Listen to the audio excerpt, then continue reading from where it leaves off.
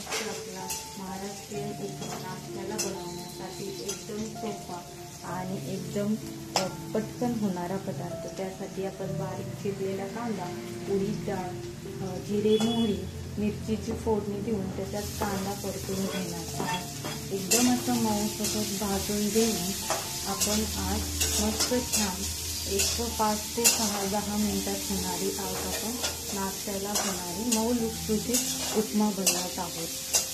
तर आता आपण कांदा परतून घेऊया। कांदा छान लालसर परतून घ्यायचा। कांदा पटकन भाजण्यासाठी त्यामध्ये थोडेसे मीठ टाकायचे। मीठ टाकल्यानंतर कांदा पटकन मऊ आणि लालसर होतो। हा रवा आपण पहिला बारीक रवा घ्यायचा आणि तुपात असा मऊ थोडासा लालसर भाजून घ्यायचा आणि मध्यम आचेवर गॅसवर कांदा परतून घ्यायचा। आता आपला कांदा लालसर भाजून झालेला आहे। त्यामध्ये आपण हा भाजलेला रवा गॅस मंद आचेवर ठेवून परतून घ्यायचा आहे। तुम्ही बघू शकता आपण सगळा जो रवा आहे तो टाकून घ्यायचा आणि आता पूर्ण एकजीव हे करून घ्यायचं, परतून घ्यायचा। आपण जे कांदा वगैरे टाकलेले जे फ्राय केलेला कांदा मिरचीचं मिश्रण त्यामध्ये एकजीव करून घ्यायचं। त्यामध्ये आपण शेजारी गरम पाणी करायला ठेवलं आहे। थोडीशी एक कोथिंबीर त्यामध्ये वरतून टाकायची आणि आपला साजूक तुपाचा थोडं त्यावर फिरवायचं, म्हणजे आपला उपमा जो आहे एकदम मऊ आणि लुसलुशीत होतो। आणि त्यानंतर जे आपण गरम पाणी केलेलं आहे ते त्यामध्ये हळूहळू स्प्रेड करायचं आणि आचेवर आणि त्यामध्ये थोडासा अद्रक किसून टाकल्यावर आपला उपमा मऊ लुसलुशीत होतो।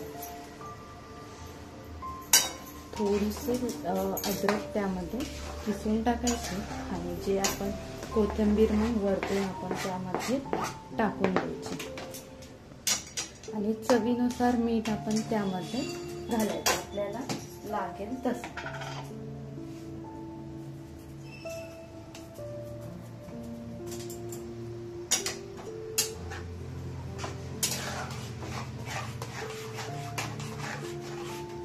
थोडासा फुल गॅस करून हे उपमा जो आहे शिजवून घेऊया। तो छान शिजत आहे तोपर्यंत आपण हे जे आहे थोडासा घट्ट झाल्यावर तुम्ही त्याच्यावर शेव वगैरे टाकून खाऊ शकता। तयार झालेला आहे आपला मऊ लुसलुशीत घरच्या घरगुती गावरानी प्रकारे झणझणीत उपमा। त्यामध्ये तुम्ही साजूक तूप आणि जर बारीक शेव असेल किंवा आपल्याकडे फरसाण वगैरे असेल तर ते थोडंसं आपण त्यामध्ये टाकून सर्व करू शकतो आणि छान प्रकारे आपण मस्त चवीला झालेला आहे।